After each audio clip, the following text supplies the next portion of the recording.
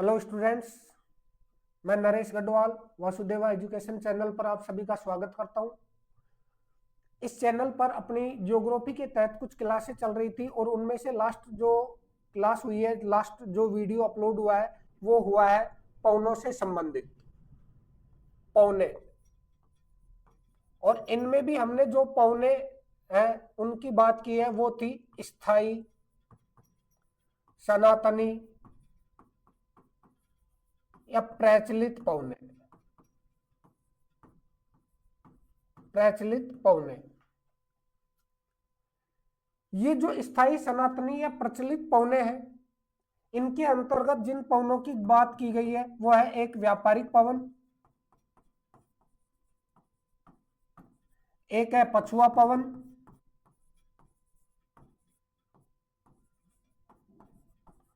एक है ध्रुवीय पवन। ध्रुवीय पवन। और इन तीनों पवनों के साथ साथ एक चौथी पवन और भी इनमें शामिल की जाती है, उसे नाम दिया जाता है विषुवत रेखीय। विषुवत रेखीय पछुआ पवन। ये जो पवने हैं ये धरातल पर क्षैतिज रूप में चलती है, निश्चित अक्षांशों के मध्य चलती है। इनका जो प्रवाह मार्ग है वो निश्चित होता है वर्ष भर। अब इन पवनों के कारण धरातल पर जो सूर्य ताप है उसका पुनर्वितरण होता है, कि जैसे विषुवत रेखीय क्षेत्र है अधिक ऊष्मा प्राप्त करता है सूर्य से लंबवत किरणों के कारण, तो वहां से चलने वाली जो पवने हैं वो उस ताप का अन्य क्षेत्रों में स्थानांतरण करती है, यानी धरातल पर और वायुमंडल में क्षैतिज रूप और लंबवत रूप दोनों में अगर देखा जाए तो ताप का स्थानांतरण करती है ये पवने। इसी ताप के स्थानांतरण के कारण वायुमंडल में इन स्थायी पवनों के विपरीत कुछ पवने चलती है जिन्हें नाम दिया जाता है वायुमंडलीय परिसंचरण। वायुमंडलीय परिसंचरण। जिस प्रकार से अगर हम देखें कि हमारे मानव शरीर के अंदर विभिन्न प्रकार की कोशिकाएं होती है, ये कोशिकाएं भोजन से प्राप्त जो पोषक तत्व हैं उन पोषक तत्वों को बॉडी के अन्य पार्ट्स में पहुंचाकर भोजन की आपूर्ति, उनकी आवश्यकताओं की आपूर्ति करती है, उनको स्वस्थ रखती है। ठीक उसी प्रकार से हमारे इस वायुमंडल में जो पवने हैं ये ताप का स्थानांतरण करती है, क्षैतिज रूप में भी और लंबवत रूप में भी। इस ताप के स्थानांतरण के कारण वायुमंडलीय परिसंचरण का विकास होता है। अब ये जो वायुमंडलीय परिसंचरण है इसमें वर्तमान समय में जो सबसे मान्य परिसंचरण सिद्धांत है उसे नाम दिया जाता है त्रिकोशिकीय देशांतर परिसंचरण। त्रिकोशिकीय देशांतर परिसंचरण। ये जो त्रिकोशिकीय देशांतर परिसंचरण है ये दिया था फेरल ने। इस त्रिकोशिकीय देशांतर परिसंचरण के अंतर्गत अगर देखा जाए तो वायुमंडल में इन तीनों पवनों के विपरीत, वायुमंडल में इन तीनों पवनों के विपरीत दिशा में कुछ पवने और चलती हैं और उन सब का एक वृत्ताकार चक्र बनता है जिसे कोशिका के नाम से, वायु परिसंचरण कोशिका के नाम से जाना जाता है। क्योंकि इनकी संख्या 3 है तो इसे त्रिकोशिकीय परिसंचरण भी कहा जाता है। अब ये त्रिकोशिकीय परिसंचरण कौन सा है किन अक्षांशों के मध्य बनता है, उसकी आज अपन इस वीडियो के अंदर है वो चर्चा करेंगे। तो बात करते हैं वायुमंडलीय परिसंचरण। इसका जो अपना टॉपिक है वो है वायुमंडलीय परिसंचरण। और इस वायुमंडलीय परिसंचरण में भी हमने जो परिसंचरण है जो चुना है, जिसकी अपन यहां चर्चा कर रहे हैं, वो है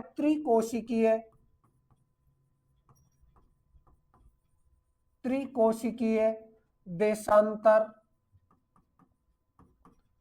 परिसंचरण। त्रिकोशिकीय देशांतर परिसंचरण।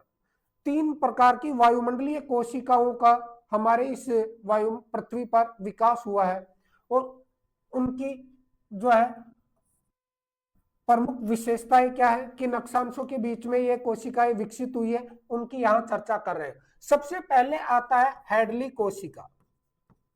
हैडली कोशिका, इस हैडली कोशिका को जो है ना वो उष्ण कटिबंधीय कोशिका भी कहा जाता है। उष्ण कटिबंधीय कोशिका भी कहा जाता है।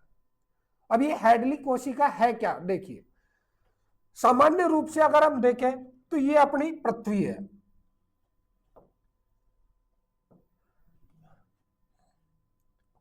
ये पृथ्वी है या ग्लोब है। इस ग्लोब पर ये एक विषुवत रेखा है जो पृथ्वी के मध्य से या ग्लोब के मध्य से होकर गुजरती है, और इस पूरे के पूरे ग्लोब को 2 गोलार्धों में विभाजित करती है, उत्तरी गोलार्ध और दक्षिणी गोलार्ध। ये जो 0 डिग्री विषुवत रेखा है, इसके उत्तर में 90 डिग्री अक्षांश, दक्षिण में 90 डिग्री अक्षांश। तो बात करें एक एक अक्षांश की अगर, तो इसमें एक आ जाता है ये 30 डिग्री, और एक आ जाता है ये 60 डिग्री। ऐसे ही इधर दक्षिणी गोलार्ध में ये 30 डिग्री और ये 60 डिग्री।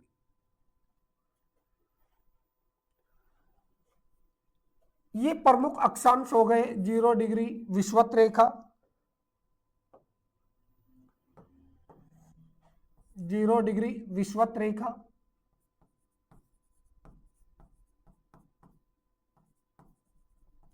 ये 30 डिग्री, ये 60 डिग्री और ये 90 डिग्री उत्तरी अक्षांश। ऐसे दक्षिणी गोलार्ध में अगर देखें तो 30 डिग्री, 60 डिग्री और 90 डिग्री दक्षिणी अक्षांश। ये अक्षांशीय क्षेत्र है।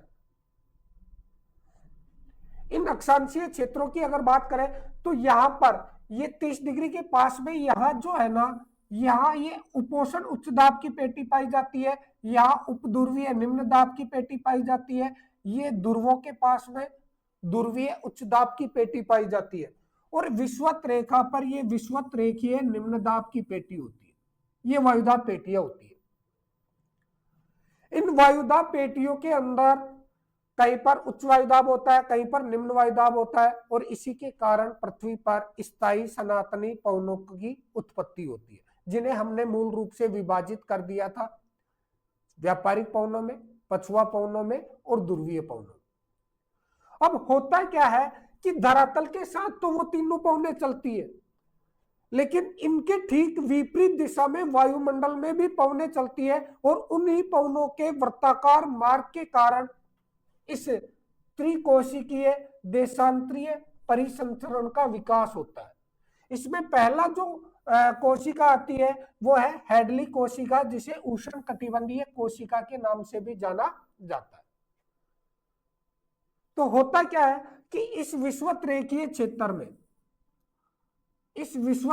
क्षेत्र में जो निम्न दाब की पेटी है, यहां पर हम बात करें उत्तरी गोलार्ध की, तो इस उत्तरी गोलार्ध में व्यापारिक पवनें चलती है, और व्यापारिक पवनों की दिशा होती है ये उत्तर पूर्व से दक्षिण पश्चिम। उत्तर पूर्व से दक्षिण पश्चिम। ये व्यापारिक पवनें चलती है। ये व्यापारिक पवनें विषुवत रेखीय क्षेत्र में आती है जहां तापमान अधिक होता है, और तापमान अधिक होने के कारण वायु गर्म होती है, हल्की होती है, और गर्म और हल्की होकर संवहन तरंग के रूप में यहां से ऊपर उठती है। यहां से ये जो वायु है ये ऊपर उठती है, इस प्रकार से ऊपर उड़ती है। ऊंचाई के साथ तापमान घटेगा, तापमान घटेगा, संघनन होगा, संघनन होने के कारण वर्षा होगी। तो यहां पर एक तो संवहनीय वर्षा हो जाती है। दूसरा, जब इस विषुवत रेखा से वायु ऊपर उठ रही है तो ऊपर क्षोभ मंडल की ऊपरी सीमा पर 10 से 12 किलोमीटर की ऊंचाई पर जाने के बाद दोनों ध्रुवों की ओर मुड़ जाती है, और दोनों ध्रुवों की ओर मुड़ जाती है तो दोनों ध्रुवों की ओर इस प्रकार से उसका वायुमंडलीय क्षैतिज रूप में स्थानांतरण होता है। फिर 30 से 35 डिग्री अक्षांश वाला ये जो क्षेत्र होता है, इस क्षेत्र के अंदर ऊपर से वायु का अवतलन होता है। वायुमंडल से वायु भारी होकर नीचे उतरती है। जब वायु नीचे उतरेगी तो यहां पर वायुदाब बढ़ेगा, यानी उच्च वायुदाब की पेटी पाई जाती है 30 से 35 डिग्री अक्षांश के पास में उपोषण उच्च दाब की पेटी, उपोषण उच्च दाब की पेटी, उच्च दाब पेटी। अब ये उपोषण उच्च दाब की पेटी है, पवने धरातल पर चलती है उच्च दाब से निम्न दाब की ओर। तो यहां पर वायुदाब बढ़ा, और यहां पर वायुदाब बढ़ने के कारण धरातल के साथ में पवने चल गई विषुवत रेखा की ओर। तो इस प्रकार से इस 0 से 30 डिग्री अक्षांश के बीच में एक पूरा वायु परिसंचरण होता है जिसका वर्ताकार मार्ग होता है, और इस वर्ताकार मार्ग वाले वायु परिसंचरण को ही नाम दिया जाता है हैडली कोशिका। इसी को नाम दिया जाता है हैडली कोशिका, जो मूल रूप से अगर देखा जाए तो 0 डिग्री से 30 डिग्री अक्षांशों के मध्य पाई जाती है।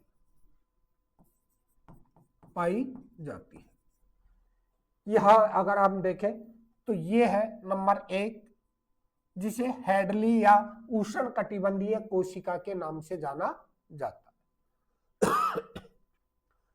इसी प्रकार अगर दूसरी कोशिका की बात करें तो दूसरी कोशिका आती है फेरल कोशिका। दूसरी जो कोशिका आती है उसका नाम क्या है? फेरल कोशिका। ये जो फेरल कोशिका है इसी को ध्रुवीय वाताग्र कोशिका कहा जाता है। ध्रुवीय वाताग्र कोशिका कहा जाता है। जैसे हैडली कोशिका को उष्ण कटिबंधीय कोशिका कहा जाता था, ठीक वैसे ही फेरल कोशिका को ध्रुवीय वाताग्र कोशिका के नाम से भी जाना जाता है। इसमें होता क्या है कि जैसे इस उपोषण उच्च दाब पेटी से 30 से 35 डिग्री अक्षांशों पर उच्च वायुदाब हो रहा है वायु के अवतलन के कारण, तो यहां से जो वायु है वो क्षैतिज रूप में चलती है उपध्रुवीय निम्न दाब की पेटी की ओर, उपध्रुवीय निम्न दाब पेटी की ओर इधर ये पवने चलती है, और इन पवनों को हम नाम क्या देते हैं? पछुआ पवन। इन पवनों को नाम क्या दिया जाता है? पछुआ पवन। तो पछुआ पवनों के कारण वायु का प्रवाह हो रहा है उपोषण उच्च दाब से उपध्रुवीय निम्न दाब की ओर, और ये उपध्रुवीय निम्न दाब क्षेत्र जो है ये पाया जाता है 60 से 65 डिग्री अक्षांश पर। अब यहां क्या होता है कि इस क्षेत्र में पृथ्वी की घूर्णन गति के कारण ये जो उपोषण उच्च दाब से पछुआ पवने आई है ये पृथ्वी की घूर्णन गति के कारण ऊपर उठ जाती है। यहां से ये पवने मान लो धरातल के साथ में इस प्रकार से गई, और इस प्रकार से जाने के बाद यहां पर ये पवने ऊपर उड़ जाती है। अब ऊपर उठी हुई वायु का कुछ भाग ध्रुवों की तरफ मुड़ जाएगा वायुमंडल में, और कुछ वापस विषुवत रेखा की ओर मुड़ेगा, और वापस विषुवत रेखा की ओर मुड़ेगा तो वो वायु पुनः इसी उपोषण उच्च दाब पेटी में नीचे उतरती है। तो ऐसे में इन 30 से 60 डिग्री अक्षांशों के मध्य जो कोशिका विकसित हो रही है, इसी को नाम दिया जाता है फेरल कोशिका। फेरल कोशिका या ध्रुवीय वाताग्र कोशिका। यानी इसका अगर विस्तार देखा जाए वायुमंडल में, तो वायुमंडल में इसका विस्तार होता है 30 से 60 डिग्री अक्षांशों के मध्य, अक्षांशों के मध्य। तो ये दूसरी कोशिका विकसित हो रही है। पहली कोशिका हेडली कोशिका 0 से 30 डिग्री अक्षांशों के मध्य थी,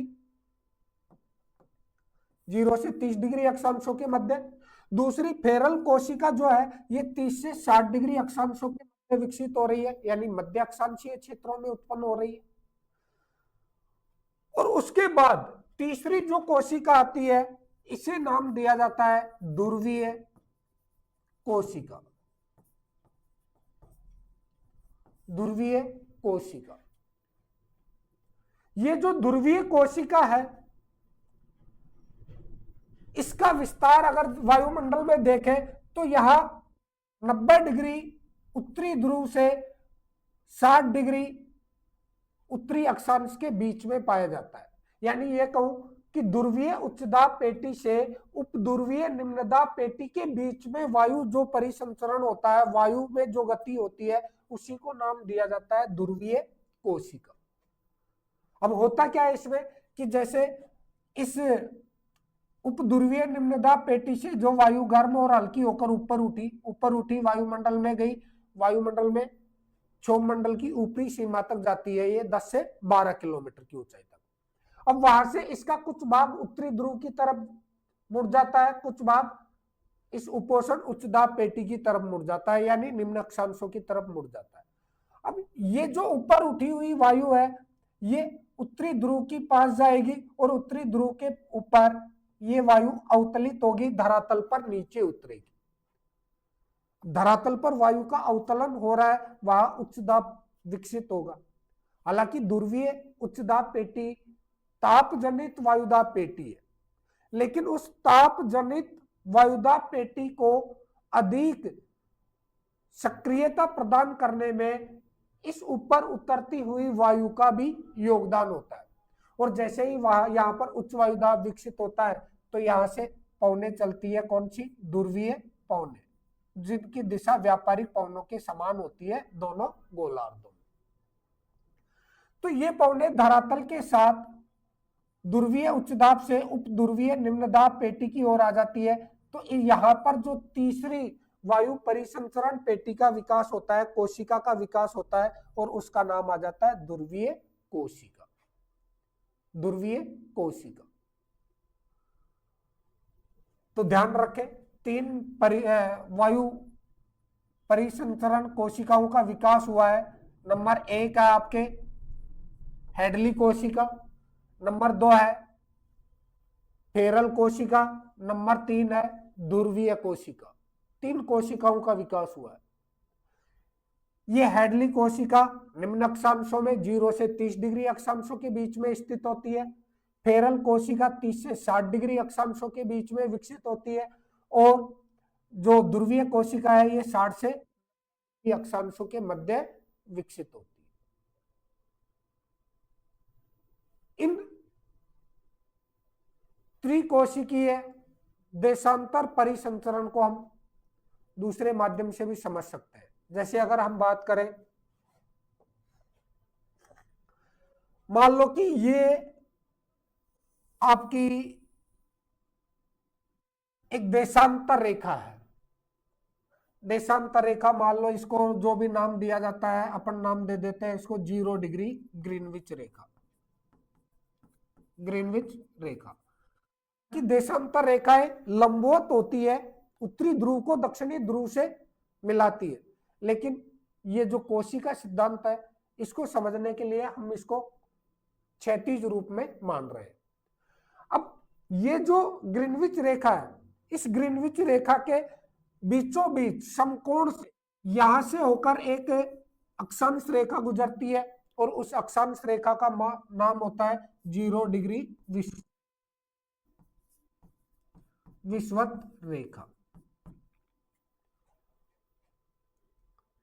इस 0 डिग्री विषुवत रेखा पर सूर्य की किरणें लगभग सीधी गिरती है और सीधी गिरने के कारण तापमान अधिक होता है। तो तापमान अधिक होगा तो वायु गर्म होगी, हल्की होगी, और हल्की होकर यहाँ पर ये वायु जो है संवहन तरंग के रूप में ऊपर उठती है।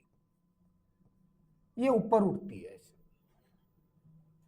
ऊपर उठेगी तो ऊंचाई के साथ इसका तापमान घटेगा, और तापमान घटेगा तो संघनन भी होगा, वर्षा भी होगी।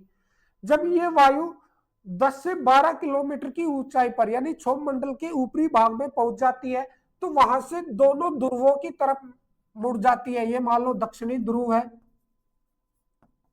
और ये आपका उत्तरी ध्रुव है, उत्तरी ध्रुव है।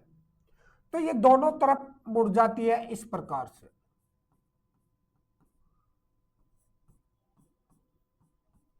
इस प्रकार से दोनों तरफ मुड़ती है ऊपरी वायुमंडल में, और दोनों तरफ मुड़ने के बाद क्योंकि तापमान घटा है तो शीतल होगी तो भारी होगी, और भारी होने के कारण ये वायु नीचे उतरती है। इसका पृथ्वी पर अवतलन होता है दोनों गोलार्धों में, ऐसे। अब जहां ये वायु नीचे उतर रही है वो क्षेत्र होता है 30 से 35 डिग्री अक्षांश वाला, 30 से 35 डिग्री अक्षांश वाला।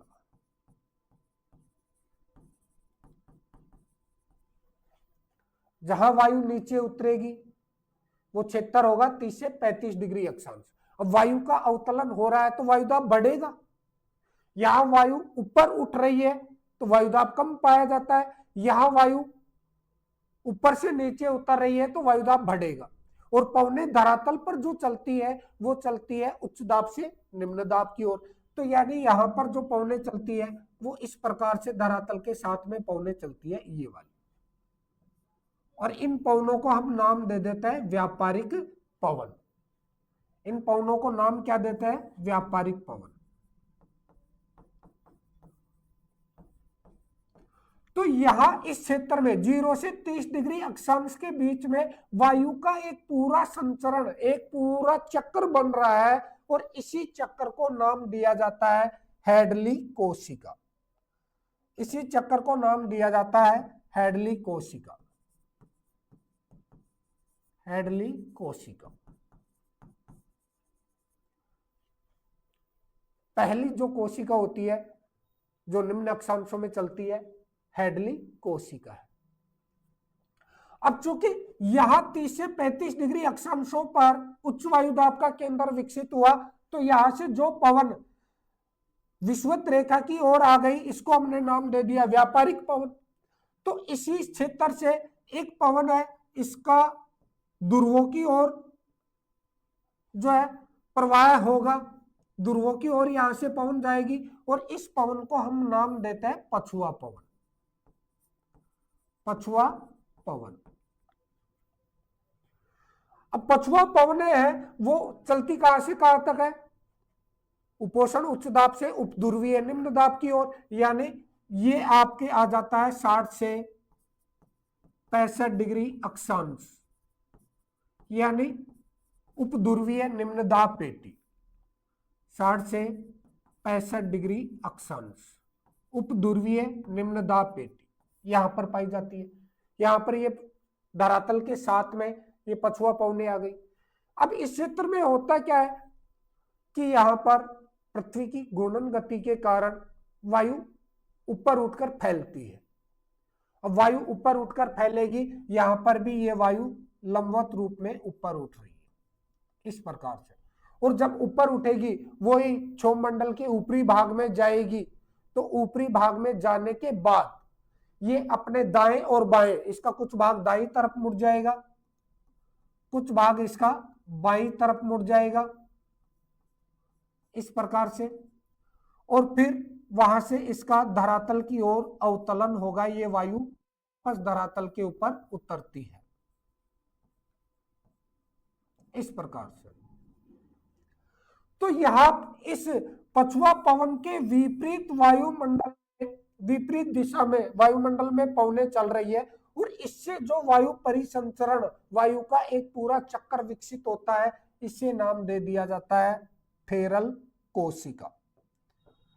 इसे नाम देंगे फेरल कोशिका।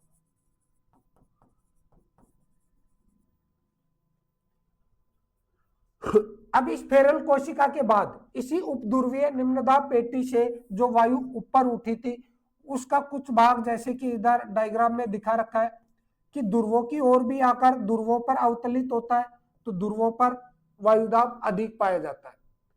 इस ध्रुवीय उच्च दाब से इस उपध्रुवीय निम्नदाब पेटी की ओर भी धरातल के साथ क्षैतिज पवनें चलती है और इन पवनों को हम नाम देते हैं ध्रुवीय पवन। ध्रुवीय पवन। तो ऐसे में यहां पर भी पूरा का पूरा एक वायु चक्र बन रहा है। इस वायु चक्र को नाम दे दिया जाता है आपके ध्रुवीय कोशिका। ध्रुवीय कोशिका। तो ऐसे में अगर देखा जाए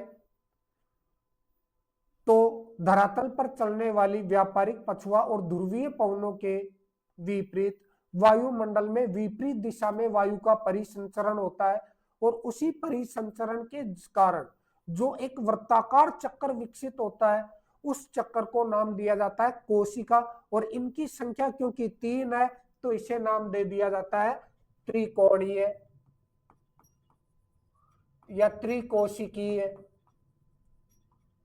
देशांतरीय